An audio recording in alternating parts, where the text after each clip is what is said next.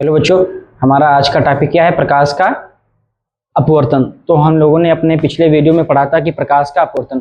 तो प्रकाश का अपवर्तन भैया किसे कहते हैं कि जब कोई प्रकाश से कोई किरण आती है और परावर्तन के पश्चात जिस मार्ग से आती है उसी मार्ग में वापस लौट जाती है, इसे ही प्रकाश का परावर्तन कहते हैं। ठीक है, परावर्तन की हमने कुछ घटनाएं पढ़ी, जैसे घड़ी का मतलब घड़ी के शीशे पर सूर्य के प्रकाश की किरणों का पड़ना, वहां से परावर्तित होकर हमारी आंखों या जो कोई भी व्यक्ति देखता है उसकी आंखों पर लगाना। ठीक है, जब हम लोग छोटे थे तब अपनी क्लासों में जब ये अपने हाथों में जो घड़ी बांधे हैं उस पर जो शीशा लगा है, जब वहां से मान लो कोई प्रकाश की किरण आती थी, दूसरे के नेत्रों को प्रभावित करने के लिए एक दूसरे पर हम लोग ये सब करते थे। ठीक है, तो आइए हम जानते हैं आज का हमारा नेक्स्ट टॉपिक ये है कि प्रकाश का अपवर्तन। ठीक है भैया, तो जब हम लोगों ने प्रकाश का परावर्तन तो पढ़ा ही था, तो प्रकाश के परावर्तन की घटनाएं ये थी हमारी कि यहाँ से मान लो कोई प्रकाश की क्या आ रही है किरण, क्या आ रही है प्रकाश की किरण। ये भैया हम आप लोगों को परावर्तन समझा रहे हैं और परावर्तित होकर परावर्तन के पश्चात उसी दिशा में वापस, इसे आपतित किरण और इसे परावर्तित किरण बोलते थे। ठीक है भैया, तो हम लोग ये तो पढ़ चुके थे। तो आज का हमारा टॉपिक है प्रकाश का अपवर्तन। तो भैया हम लोग ये जानेंगे कि अपवर्तन होता क्या है। तो भैया अपवर्तन की यहाँ पे दो स्थितियां हैं, तो हम आप लोगों को दोनों पढ़ाते हैं। ठीक है भैया, तो अपवर्तन की हमारे पास में दो स्थितियां हैं, तो आप लोगों को अपवर्तन पढ़ाते हैं। तो भैया यहाँ पे हम लोगों को एक रेखा लेनी है। ठीक है, उस पर अब की बार कलई या पेंट नहीं करना है। ठीक है, तो मान लीजिए इस वाली रेखा को आप लोग क्या कहते हो भैया? अभिलंब। क्या कहते हो? इस वाली रेखा को क्या कहते हो? अभिलंब। ठीक है, तो मान लीजिए अगर कोई यहाँ पे प्रकाश की क्या आ रही है, यहाँ पे कोई प्रकाश की अगर किरण आ रही है, ठीक है, तो वह परावर्तन के पश्चात, देखो परावर्तन के पश्चात यहाँ पे दो स्थितियां हैं। जैसे अगर ऊपर वाला माध्यम कौन सा हो? विरल। कौन सा माध्यम हो भैया? विरल। और नीचे वाला कौन सा हो भैया? सघन। अगर ऊपर वाला माध्यम विरल हो, नीचे वाला सघन, तो सबसे पहले हम लोग एक ये बात जानते हैं कि विरल और सघन होता क्या है। विरल का मतलब होता है पास, मतलब दूर दूर, और सघन का मतलब होता है पास पास। जैसे हवा और पानी में सघन क्या है? हवा और पानी में सघन है पानी, हवा क्या है? विरल है। ठीक है भैया, तो जब मान लीजिए कोई प्रकाश की किरण आ रही है, जब कोई प्रकाश की किरण आती है उसे कौन सी किरण कहते हैं भैया? आपतित किरण। कौन सी किरण? आपतित किरण। उसे हम लोग कौन सी किरण कहते हैं भैया? आपतित किरण। और परावर्तन के पश्चात देखो, अगर ऊपर वाला माध्यम में विरल, इसका मतलब है यहाँ पे दूर दूर अणु है, और सघन का मतलब होता है पास पास अणु है। ठीक भैया, तो वह अपवर्तन के पश्चात अभिलंब की ओर झुक जाती है, अभिलंब की ओर झुक जाती है। इसे ही कौन सी किरण कहते हैं भैया?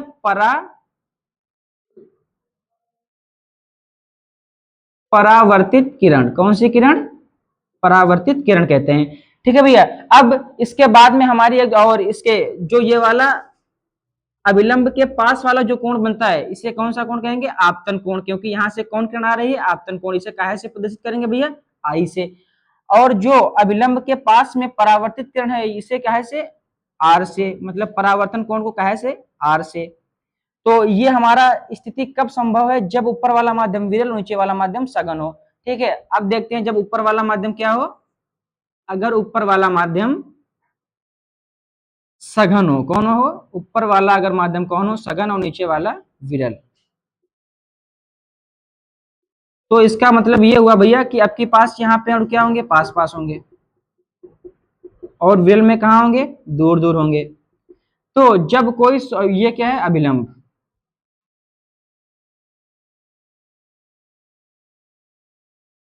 अभिलंब, जब कोई प्रकाश की किरण आएगी यहां से, जब कोई प्रकाश की कौन सी किरण? आपतित किरण।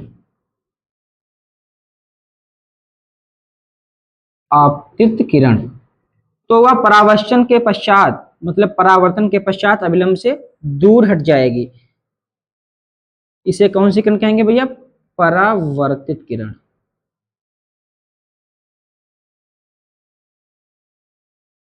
परावर्तित किरण। ठीक है भैया, तो ये हमारे पास में प्रकाश के अपवर्तन की दो स्थितियां हैं। ठीक है, तो पहली स्थिति जब ऊपर वाला माध्यम विरल हो और नीचे वाला सघन हो, जब कोई प्रकाश की किरण आएगी अपवर्तन के पश्चात अभिलंब की ओर झुक जाएगी। जब ऊपर वाला माध्यम सघन हो और नीचे वाला विरल हो, अगर कोई प्रकाश की किरण आएगी अपवर्तन के पश्चात अभिलंब से दूर हट जाएगी। तो ये भैया हमारे प्रकाश का अपवर्तन है। और अब हम लोग ये जानते हैं कि प्रकाश के अपवर्तन कि घटनाएं कौन कौन सी होती हैं या उसका मतलब सूत्र। जैसे यहाँ पे ये आपतन कोण क्या है, आई है, और परावर्तन कोण है आर। तो भैया अब हम लोग ये जानेंगे कि हम लोगों के पास में सूत्र होता है म्यू बराबर या अपवर्तनांक साइन आई बटे साइन आर। इसे हम लोग कौन सा नियम भैया कहते हैं, स्नेल का नियम। किसका नियम, स्नेल का, स्नेल का नियम। ठीक है, और एक म्यू बराबर सूत्र होता है सी अपान वी, सी अपान वी, और म्यू बराबर आर अपान वी। तो ये भैया जितने सूत्र हैं सब अपनी अलग अलग स्थिति में यूज होते हैं। ठीक है, मान लो वक्रता, त्रिज्या, गहराई, जो कुछ भी हो वहां पे क्या होते हैं, यूज होते हैं। तो ये भैया हमारे प्रकाश का क्या है, अपवर्तन है। अब प्रकाश के अपवर्तन के बाद में हम लोग जानना चाहेंगे कि इसमें उदाहरण कौन कौन सी घटनाएं होती हैं। जैसे प्रकाश के परावर्तन में हमने सीखा कि अगर कोई मान लो हम लोग कोई घड़ी बांधे हैं, अगर कोई प्रकाश की किरण जिस दिशा में आ रही है उसी दिशा से अपवर्तित होकर उसी मार्ग में वापस लौट जाती है, इससे ही भैया हम लोग क्या कहते हैं, प्रकाश का परावर्तन कहते हैं। और प्रकाश का अपवर्तन क्या होता है, प्रकाश के अपवर्तन की दो स्थितियां संभव हैं, अगर ऊपर वाला माध्यम कौन सा हो, विरल, और नीचे वाला सघन। तो जौन प्रकाश की किरण आएगी वह परावर्तन के पश्चात मतलब अभिलंब की ओर झुक जाएगी, अगर ऊपर वाला माध्यम सघन है और नीचे वाला विरल है। अगर कोई यहाँ से प्रकाश की किरण आएगी तो वह अभिलंब से दूर हट जाएगी। तो ये भैया हमारा क्या है, प्रकाश का अपवर्तन। अब प्रकाश के अपवर्तन के बाद में हम लोग ये देखेंगे कि यहाँ पे अब इसके हम लोग वो मतलब उदाहरण देखेंगे। अब बताएंगे कि कौन कौन स्थितियों के कारण प्रकाश के अपवर्तन की घटनाएं होती हैं। जैसे आप लोगों ने देखा होगा कि रात्रि में तारों का टिमटिमाना, क्या देखा होगा, रात्रि में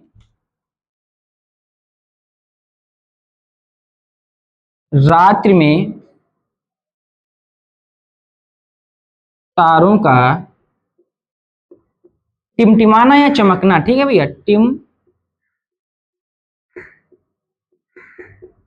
टिमाना या चमकना।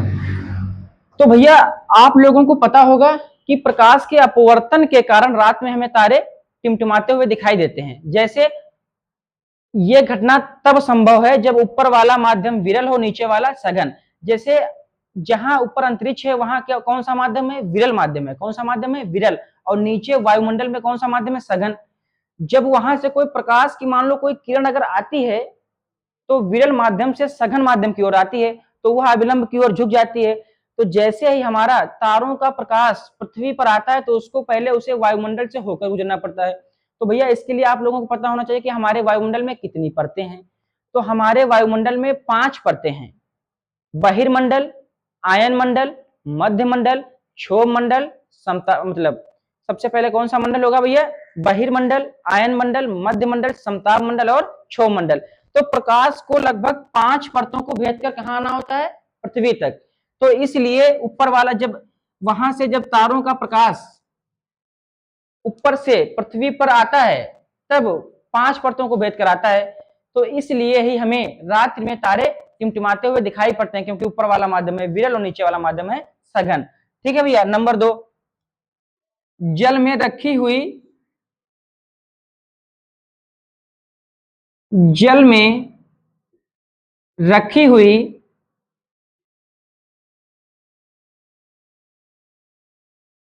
कोई,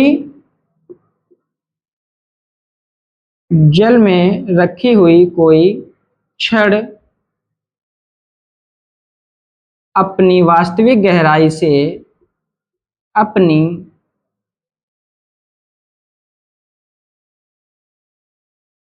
वास्तविक गहराई से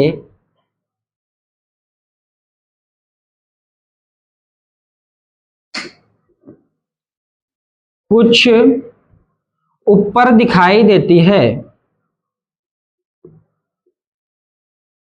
कुछ ऊपर दिखाई देती है। ठीक है भैया, अब इसका नेक्स्ट एग्जांपल ये है कि जैसे मान लो तुम्हारे पास में ये क्या है, पृथ्वी है। क्या है, जैसे मान लो हमारे पास में ये क्या है, पृथ्वी।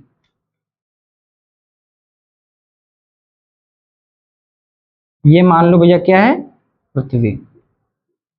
और यहां पे मान लो कोई सूरज उदय हो रहा है और यहाँ पे कोई सूरज अस्त हो रहा है। तो यह घटना कब होती है? जब सूर्योदय होता है। सूर्योदय होने से 2 मिनट पहले हमको क्या दिखाई पड़ता है? सूर्य। क्या दिखाई पड़ता है? सूर्य।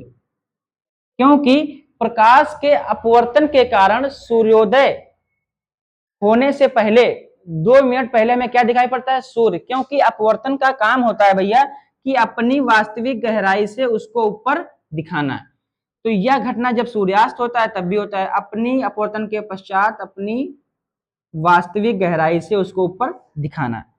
तो भैया एक ये भी कारण होता है कि जब सूर्योदय तथा सूर्यास्त के समय सूर्य का दिखना 2 मिनट पहले और 2 मिनट बाद कितने मिनट हो जाएगा? 4 मिनट। तो नंबर 3,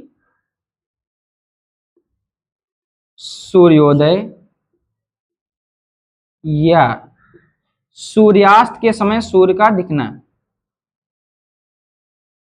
सूर्यास्त के समय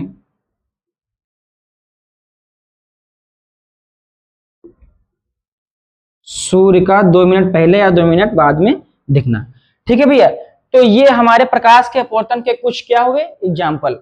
अब उसके बाद में जब हम लोगों ने प्रकाश का परावर्तन पढ़ा, उसके बाद में दर्पण के का सूत्र पढ़ा। अब जब प्रकाश के अपवर्तन की स्थितियां या परिभाषाएं जब समाप्त होती हैं, अब उसके बाद में यहाँ पे आप लोगों को क्या पढ़ना है? लेंस। तो भैया लेंस का सूत्र सबसे पहले 1/f बराबर 1/v माइनस 1/u। ये का है क्या सूत्र है भैया? लेंस। ठीक है, तो ये हमारे प्रकाश के अपवर्तन का नियम है।